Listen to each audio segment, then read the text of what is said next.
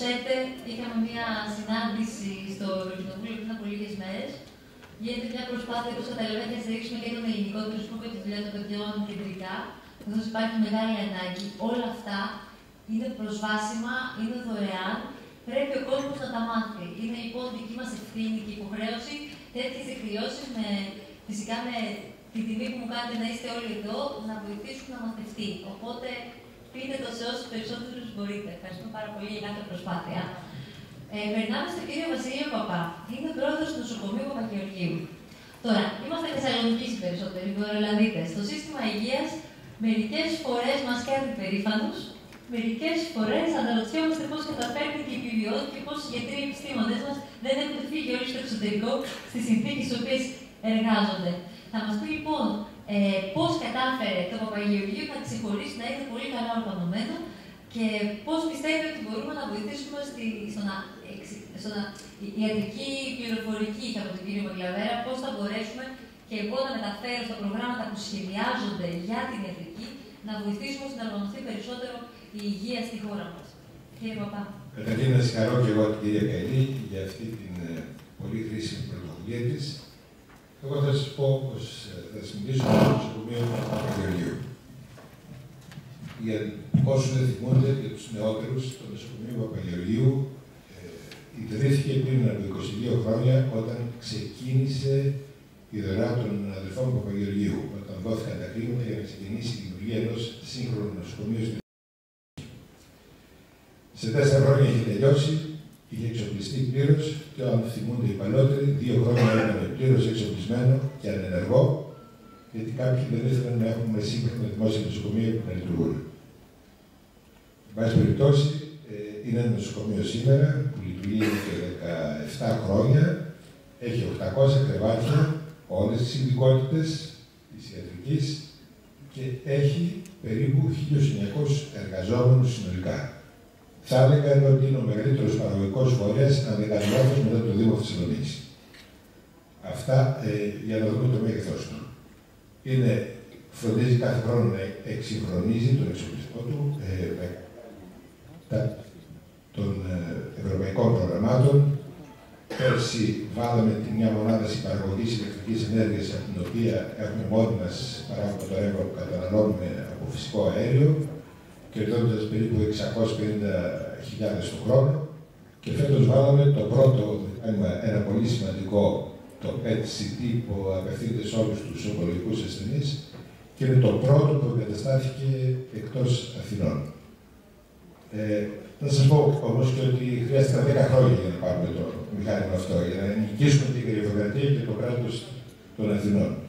Και ακόμα το φάρμακο μηχάνημα το αγοράζουμε από το Λάμπριο, γιατί δεν μπορούμε να εγκαταστήσουμε ένα μηχάνημα δικό μας για να παράγουμε το ρεύμα αυτό, το φάρμακο αυτό. Κάπου θα το πετύχουμε. Να πω επίσης ότι πέρσι, η χρονιά μας πέρασε, εξυπηρετήσαμε 400.000 ασθενείς. Για να καταλάβετε το μέγεθος ακόμη καλύτερα, θα σας πω ότι το Παπαγεωργείο είναι στην τρίτη υγειονομική περιφέρεια. Όλες οι υγειονομικές περιφέρειες είναι 13 στην Ελλάδα. Στην ίδια περιφέρεια υπάρχονται 15 νοσοκομεία. Η παραγωγικότητα του Παπαγεωργίου ισούται με το 50% της υγειονομικής περιφέρειας. Δηλαδή, ό,τι παράγει το νοσοκομείο του Παπαγεωργίου παράγουν 4 νοσοκομεία συνολικά. Είναι επίσης να επισημάνω, πάρα πολύ σημαντικό, το μόνο νοσοκομείο που είναι πλεονασματικό. Αυτή τη στιγμή ο Εθνικός Οργανισμός Παροχής Υπηρεσιών Υγείας μας οφείλει 220 εκατομμύρια, αυτό το εγκυκλιώδες ποσό, για υπηρετική σύντηση που έχουμε παρέξει και εμείς οφείλουμε στους προμηθευτές μας 75 εκατομμύρια. Αυτό σημαίνει ότι ένα δημόσιο νοσοκομείο μπορεί κάλλιστα να είναι πλεονασματικό, να μην εξαρτιέται από τον κρατικό κορβανά, αρκεί να υπάρχουν οι κατάλληλες προϋποθέσεις. Και να προσθέσω επίσης και το εξής, το παράπονό μας. Έχουμε θαυμάσιες υποδομές. Έχουμε 21 χειρουργικές αίθουσες. Ξέρετε ότι υπάρχουν λίστες αναμονής για να χειρουργηθούν ασθενών με πολύ σοβαρά προβλήματα που περιμένουν 5, 6, 8 και ακόμα. Και είναι αφρίτηρες. Λοιπόν, έχουμε από τις 21 χειρουργικές αίθουσες, οι 10 είναι ανενεργές. Έχουμε επίσης 31 κρεβάτια μονάδας συντελεκτικής θεραπείας. Επίσης, τα 2 τρίτα είναι και αυτά κλειδωμένα. Έχουμε επίσης 2 πτέρυγες με 72 κρεβάτια για νοσηλεία ασθενών. Πλήρως εξοπλισμένα και αυτά ανενεργά. Γιατί δεν μας επιτρέπουν να πάρουν νοσηλευτικό προσωπικό. Αναρωτήθηκε κανείς πόσο κοστίζει στην εθνική οικονομία αυτό το πράγμα και πού πήγαιναν όλοι αυτοί οι ασθενείς που με το δίκαιο τους δεν μπορούν να περιμένουν 1 και 2 χρόνια για να χειρουργηθούν. Και ποιος θα πληρώνει όλα αυτά τα πράγματα. Μας είπανε, μας δώσανε εντολή να περιθάλπουμε τους πάντες. Ασθενείς, ανασφάλιστους, πρόσφυγες, πάντες. Δεν πληρώνει πια κανένας στα νοσοκομεία. Και λέμε ποιος θα μας πληρώσει για όλα αυτά τα έξοδα. Το Υπουργείο είπε να αναλαμβάνουμε να πληρώσουμε εμείς. Πέρσι είχαμε 4,5 εκατομμύρια χρεώσει του Υπουργείου για αυτές τις υπηρεσίες που παρήχαμε. Ξέρετε πόσο μας έδωσε, 45.000. Λοιπόν, πώς να προχωρήσουμε αυτά τα νοσοκομεία και πώς να τα βγάλουμε πέρα. Εν πάση περιπτώσει,